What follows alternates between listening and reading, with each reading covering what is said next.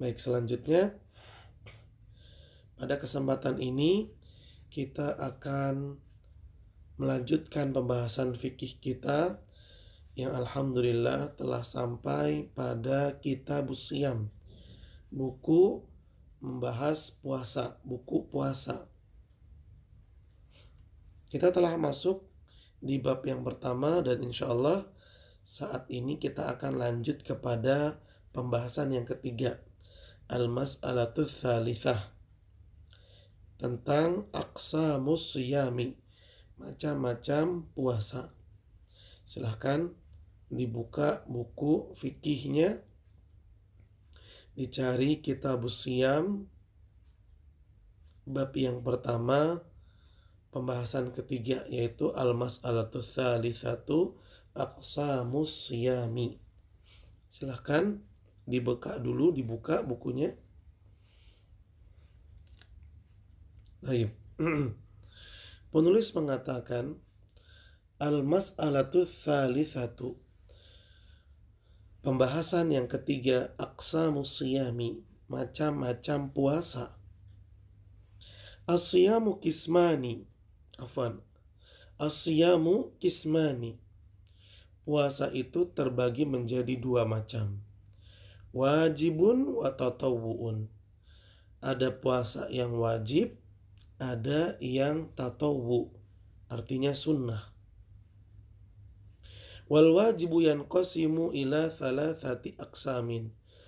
Puasa yang wajib terbagi lagi menjadi tiga macam. Al-awwalu shaumu Ramadan. Yang pertama, puasa di bulan Ramadan, ini wajib. Ats-tsani shaumul kafarati. Yang kedua, puasa kafarah. Puasa karena untuk menebus dosa. Contoh, orang yang bersumpah dengan nama Allah, demi Allah, lalu dia berdusta, maka untuk menebusnya kesalahan tersebut, untuk menebus kesalahan tersebut, seseorang harus berpuasa 3 hari. Ini disebut dengan kafarah, untuk menebus kesalahan. Dan puasa kafarah ini hukumnya wajib. Ats-tsalis shaumu nadhri. Puasa nazar. Apa itu puasa nazar? Puasa karena janji. Contoh misalnya, ya Allah, kalau saya sehat, saya akan puasa 2 hari. Maka itu menjadi hutang baginya yang harus dia tepati ketika dia sembuh. Ya Allah, kalau saya lulus ujian, saya akan puasa 1 hari. Maka puasa 1 hari ini jadi hutang bagi dirinya yang harus dia tunaikan ketika dia lulus. Ini namanya nazar. 3 puasa ini, puasa Ramadan, puasa kafarah, dan puasa nazar, hukumnya wajib. Lalu penulis mengatakan wal kalamu huna yang yanhasiru fi shaumi Ramadan. Pembahasan kita di kitab ini terbatas pada pembahasan puasa Ramadan. Wa fi shaumi tatawwu, dan membahas puasa sunnah. Amma baqiyatul aqsami fata'ti fi mawadhi'iha. Ya, di bab ini kita akan bahas puasa Ramadan dan puasa sunnah. Adapun puasa yang lainnya, pembahasannya ada pada babnya tersendiri, insyaallah ta'ala.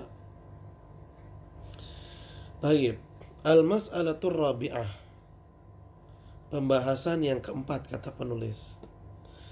Fadlu siyami syahri Ramadhan, keutamaan berpuasa bulan Ramadan. Keistimewaan berpuasa di bulan Ramadan. Wal hikmatu min masyru'iyati saumiha. Wal hikmatu min masyru'iyati saumihi. Dan hikmah, tujuan, alasan disyariatkan puasa Ramadan. Apa tujuan Allah mewajibkan puasa Ramadan? Al-awwal, yang pertama, fadluhu, keutamaan berpuasa. An Abi Hurairah radhiyallahu anhu anin Nabi sallallahu alaihi wasallam qala man qama lailatal qadri imanan wa ihtisaban ghufira lahu ma taqaddama min dhanbihi wa man shoma ramadhana imanan wa ihtisaban ghufira lahu ma taqaddama min dhanbihi. Nabi sallallahu alaihi wasallam bersabda, yang artinya, siapa yang mendirikan sholat pada malam Lailatul Qadar, atau siapa yang qiyamul lail pada malam Lailatul Qadar karena keimanan, karena dia tahu itu petunjuk, itu perintah, itu syariat, makanya dia taati. Itu namanya iman. Bukan karena ikut-ikutan, bukan karena pengen dibilang sama orang sebagai ahli ibadah, enggak. Tapi dia menjalani itu karena keimanan. Wahtisaban, yang artinya hanya mengharapkan balasan dari Allah saja, enggak pengen pujian orang. Dia cuma pengen balasan dari Allah. Apa dampaknya? Ghufira lahu ma taqaddama min dzambi. Allah akan hapus, Allah akan ampuni dosa-dosanya yang telah lalu. Dan siapa berpuasa di bulan Ramadan karena keimanan dan karena ihtisaban, maka Allah juga akan mengampuni dosa-dosanya yang telah lalu. Ini keutamaan dari berpuasa di bulan Ramadan, akan mendatangkan ampunan Allah Subhanahu wa ta'ala. Wa anhu radhiyallahu anhu, dan dari Abi Hurairah juga, anna Nabiya sallallahu alaihi wasallam qala, Nabi sallallahu alaihi wasallam bersabda, as-salawatul khamsi wal jumu'atu ilal jumu'ati wa ramadhanu ila ramadhana mukaffiratun lima bainahunna idzajtunibatil kabairu. Kata Nabi sallallahu alaihi wasallam, salat 5 waktu antara satu waktu ke waktu yang berikutnya, subuh ke zuhur, zuhur ke asar, asar ke maghrib, maghrib ke isya, isya ke subuh. Kemudian hari Jumat ke Jumat yang berikutnya. Dalam satu bulan ada 4 Jumat. Jumat pertama ke Jumat kedua, Jumat kedua ke Jumat ketiga, Jumat ketiga ke Jumat keempat. Dan Ramadan ke Ramadan yang berikutnya, Ramadan tahun 2021 ke Ramadan tahun 2022. Apa kata Nabi? Di antara kedua-duanya itu ada ampunan dari Allah. Dosa-dosa yang dilakukan di tahun 2021, lalu kita berpuasa di tahun 2022, maka dosa antara 2021 ke 2022, jika kita berpuasa di kedua tahun ini, maka dosa-dosa yang dilakukan antara kedua tahun ini akan diampuni oleh Allah Subhanahu wa ta'ala. Dosa di antara tahun 2021 sampai 2022 akan Allah ampuni. Dengan syarat, kata Nabi, idzajtunibatil kabairu, apabila dosa-dosa besar dihindarkan, dijauhkan. Siapa yang berpuasa dari satu tahun ke tahun yang berikutnya dan dia tidak melakukan dosa besar, maka dosa-dosanya yang lain akan terhapus, diampuni oleh Allah Subhanahu wa ta'ala.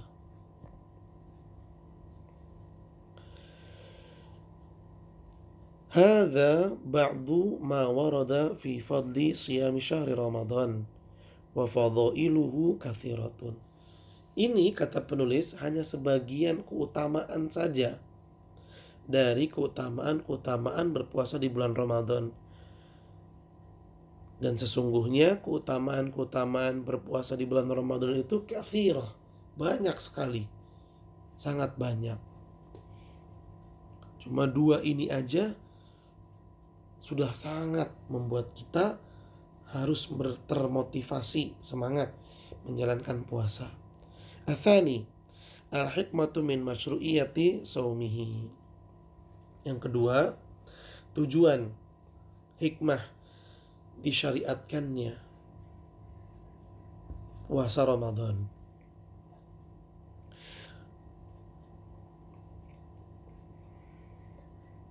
Syara'allahu subhanahu sawma lihikamin adidatin wa fawaida katsiratin. Allah Subhanahu wa ta'ala mensyariatkan puasa untuk tujuan-tujuan yang adidah.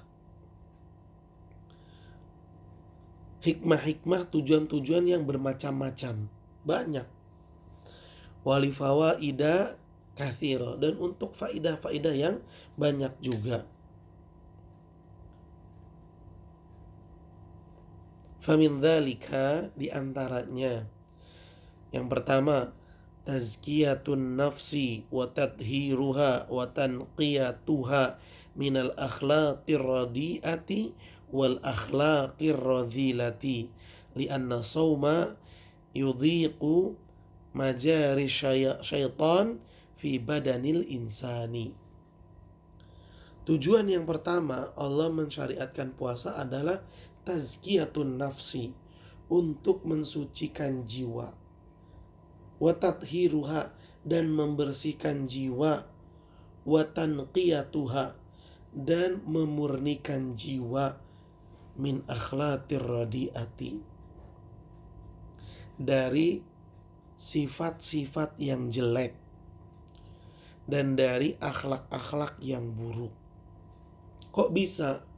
Penulis menyebutkan alasannya. Li'anna sauma, karena puasa itu yudhiku, akan mempersempit majari syaitan, jalur masuknya setan, fi badanil insan, ke dalam tubuh manusia. Jadi setan itu bisa masuk ke dalam tubuh manusia. Ngapain? Untuk menggodanya. Ya, betul. Sebagian sahabat maksud saya, atau ada seorang sahabat mengatakan bahwasannya setan itu bersembunyi di hati manusia. Jadi dia masuk. Wallahu a'lam bagaimana cara masuknya, karena itu perkara gaib. Dia masuk bersembunyi di dalam hati. Kalau hati manusia selalu berzikir, maka dia ngumpet, gak berani keluar. Tapi kalau hati manusia lalai, dia keluar, ya, lalu dia membisikkan hati manusia untuk berbuat kemaksiatan. Nah, puasa itu akan mencegah setan masuk ke dalam tubuh manusia. Taib, ini tujuan dari berpuasa. Yang kedua, fi shaumi tazhidun fid dunya wa syahwatuha. Berpuasa itu akan melahirkan zuhud terhadap dunia dan membuat seseorang tidak silau dengan gemerlap dunia.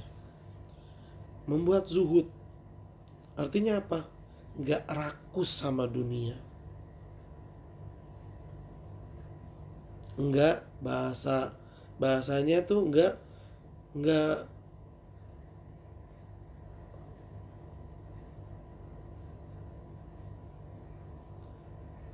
nggak tergila-gila dengan dunia.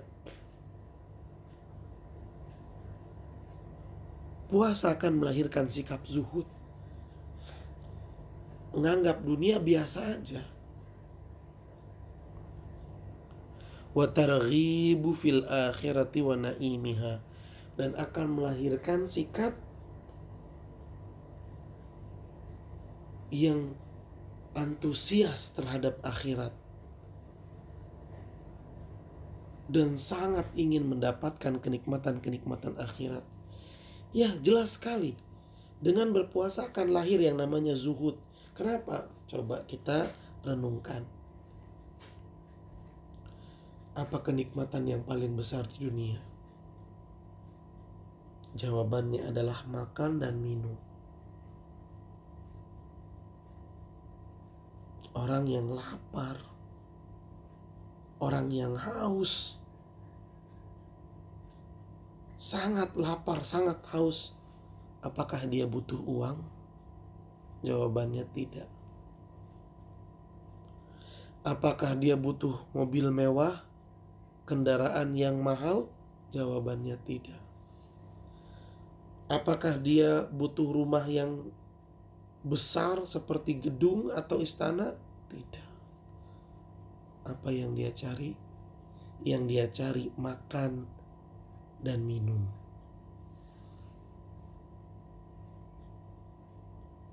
Puasa itu melatih seseorang untuk tidak rakus dengan makanan, tidak berlebihan untuk minum. Makanan dan minuman aja dia tinggalkan, padahal itu nikmat terbesar dunia.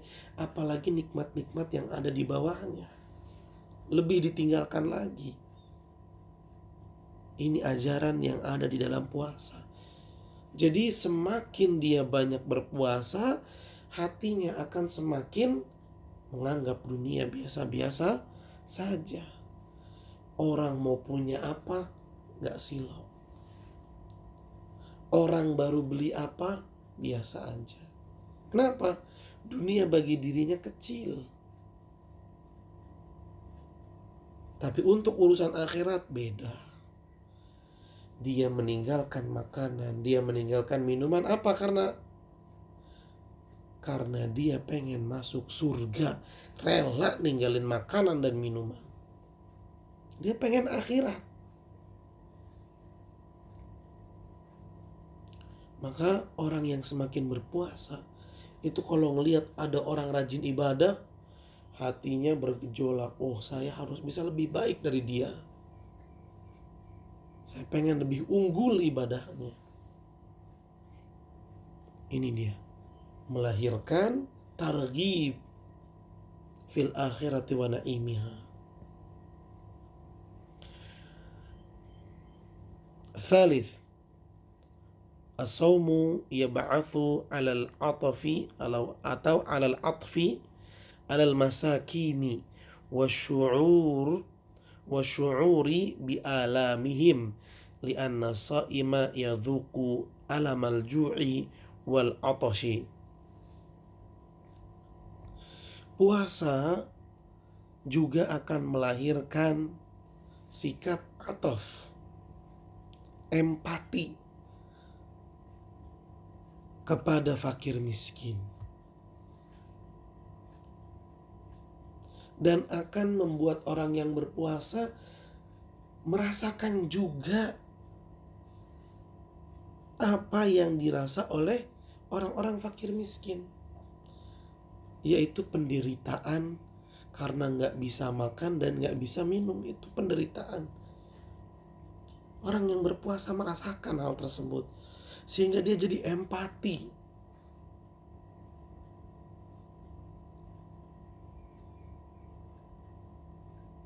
Merasa kasihan, kemudian peduli, lalu menolong. Dan dia tidak menjadi orang yang menutup mata kepada orang-orang fakir miskin. Tidak.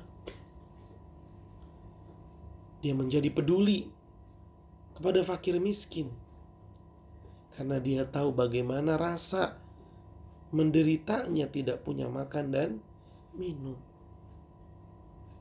Orang yang berpuasa, dia nggak makan, nggak minum cuma sampai maghrib. Dan kalau sudah azan dia bisa makan. Sedangkan fakir miskin, puasanya tidak tahu sampai kapan. Azan maghrib berkumandang, belum tentu ada makanan yang bisa dia makan.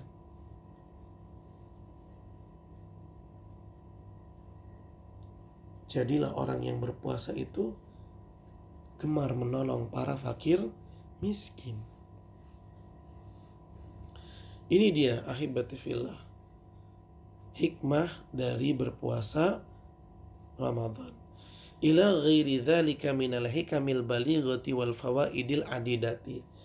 Lalu penulis mengatakan, dan masih banyak lagi hikmah-hikmah yang balighah, hikmah-hikmah yang agung, yang besar. Wa fawaidi al-adidati, dan faidah-faidah yang bermacam-macam. Jadi bukan cuma yang kita sebutkan tadi doang, masih ada banyak lagi. Taib.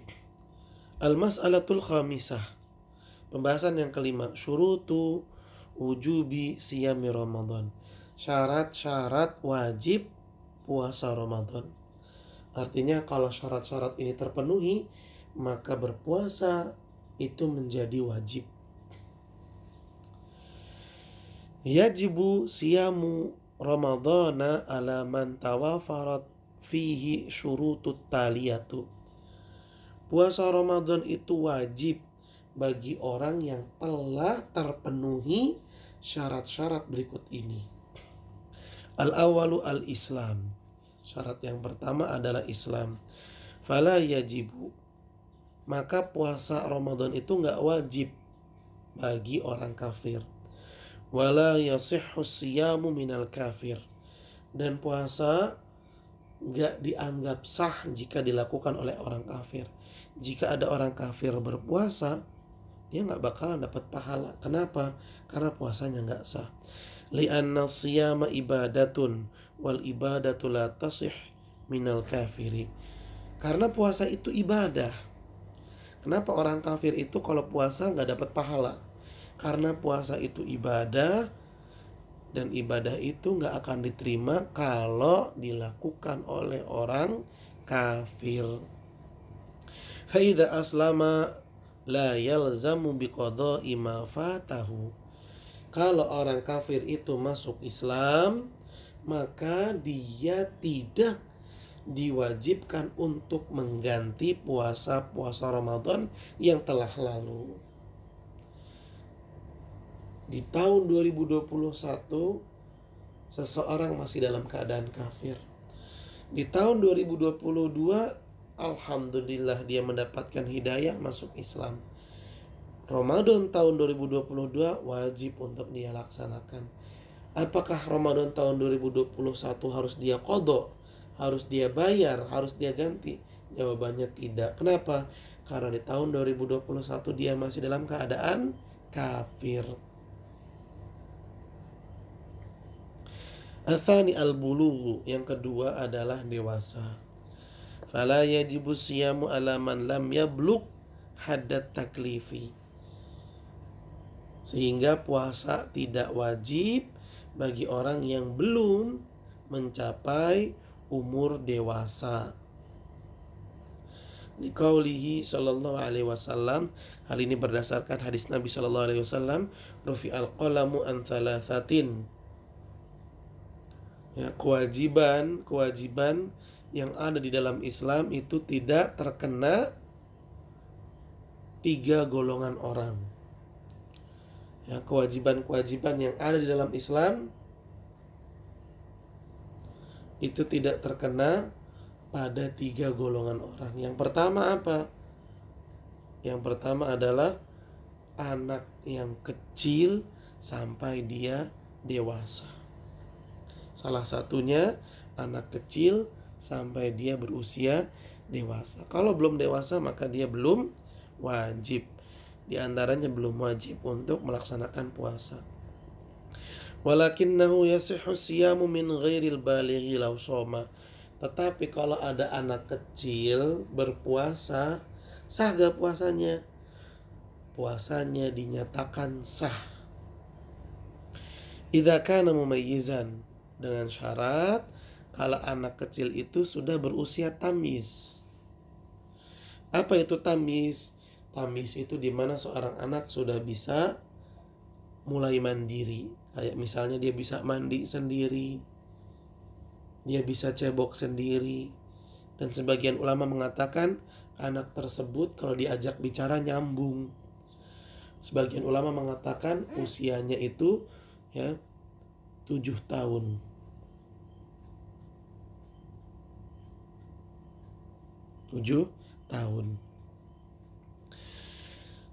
Liwali amrihi an ya'murahu bisiyami liya'tadahu wa ya'lafahu. Hendaknya orang tua anak kecil atau wali anak kecil itu mengajar dan mendidik anak tersebut kalau sudah berusia tamyiz untuk puasa. Latihan puasa. Supaya apa? Supaya dia menjadi orang yang terbiasa. Al-thalith, yang ketiga, al-aqlu, berakal sehat. Fala yajibus siyam alal majnuni walal ma'tuh. Oleh karena itu puasa gak wajib bagi orang yang gila. Puasa gak wajib bagi orang gila. Liqauli sallallahu alaihi wasallam, karena Nabi sallallahu alaihi wasallam bersabda, kewajiban-kewajiban Islam itu tidak terkena pada 3 golongan. Yang pertama tadi anak kecil, yang kedua adalah orang gila sampai dia waras kembali. Orang yang gila atau lemah akalnya juga sama, tidak wajib baginya untuk berpuasa.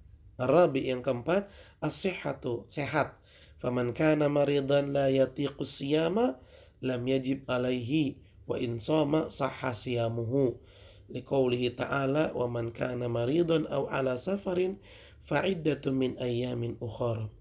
Fa in zala al-marad wajaba alaihi qada ma aftarahu min ayyamin. Yang keempat adalah sehat.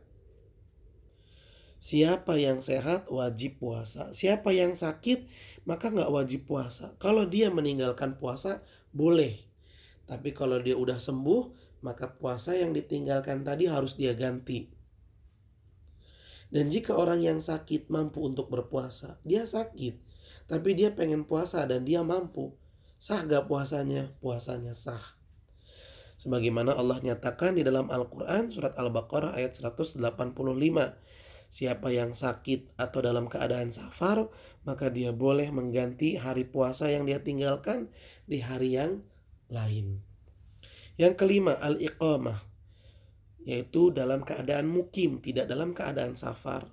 Fala yajibus shaumu 'alal musafiri, liqaulihi ta'ala, wa man kana maridan aw ala safarin fa iddatun min ayyamin ukhra. Falau samal musafiru sahha siyamuhu wa yajib alaihi qada'u ma aftarahu fis safari. Yang kelima adalah dalam keadaan mukim, tidak sedang safar, sehingga puasa itu tidak wajib bagi orang yang sedang safar. Orang yang safar kalau dia meninggalkan puasa itu boleh, gak apa-apa, gak dosa. Tapi dia harus mengganti puasa yang dia tinggalkan itu di hari yang lainnya. Sebagaimana firman Allah yang tadi kita baca. Yang keenam, al-khulu minal haidi wan nifas. Tidak sedang haid dan tidak sedang nifas. Fal haidu wan nufasa la yajib alaihima siyam. Perempuan yang sedang haid atau sedang nifas tidak wajib untuk berpuasa. Bal yahrum alaihima, bahkan haram. Orang yang haid, orang yang nifas gak boleh puasa. Kalau dia puasa sengaja, padahal dia tahu gak boleh, maka dia malah dosa. Liqauli sallallahu alaihi wasallam, hal ini sebagaimana dinyatakan oleh Nabi sallallahu alaihi wasallam, alaisa idza hadat lam tusalli wa lam tasum. Bukankah perempuan itu kalau lagi haid dia nggak boleh puasa dan nggak boleh sholat. Itulah kenapa perempuan kurang sempurna dibandingkan laki-laki. Kalau laki-laki bisa sempurna, kenapa? Bisa terus puasa, bisa terus sholat. Tapi perempuan ada kalanya dia meninggalkan sholat dan meninggalkan puasa. Namun bukan berarti nggak dapat pahala. Justru perempuan yang meninggalkan sholat, perempuan yang meninggalkan puasa karena sedang haid, karena sedang nifas, dia malah dapat pahala. Loh, kok nggak sholat dapat pahala? Ya karena dia mengikuti aturan agama. Agama bilang jangan puasa kalau lagi haid, dia nggak puasa. Agama bilang jangan sholat kalau lagi haid, dia nggak sholat. Nah, dia taat berarti, maka dia dapat pahala. Wa yajibul qada'u alaihima liqauli Aisyah radhiyallahu anha kana yusibuna dzalika fanu'maru bi qada'is shaumi wa la nu'maru bi qada'is shalat. Perempuan yang haid dan nifas wajib meninggalkan puasa. Dan kalau haidnya sudah habis, sudah selesai, nifasnya juga sudah selesai, maka dia wajib untuk mengganti puasa yang dia tinggalkan. Sebagaimana Aisyah radhiyallahu anha menjelaskan, dulu kami juga mengalami haid dan nifas. Dan kalau kami mengalami hal tersebut, kami tinggalkan puasa dan sholat. Setelah haid selesai, kami para perempuan diperintahkan untuk mengganti puasa. Adapun sholat kami tidak diperintahkan untuk menggantinya. Jadi kalau sholat ditinggalkan ya udah, gak usah diganti lagi. Sholat zuhur ditinggalkan karena haid, setelah selesai haid dia harus ganti zuhurnya, enggak. Tapi kalau puasa harus diganti.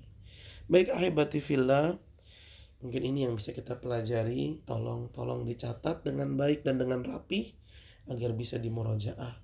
Terima kasih banyak atas perhatiannya dan mohon maaf apabila ada kekurangan kesalahan. Insya Allah kita ketemu lagi pada kesempatan yang berikutnya. Kita akhiri dengan membaca doa kafaratul majlis. Subhanakallahumma wa bihamdika asyhadu an la ilaha illa anta astaghfiruka wa atubu ilaik. La taufiq wal hidayah. Assalamualaikum warahmatullahi wabarakatuh.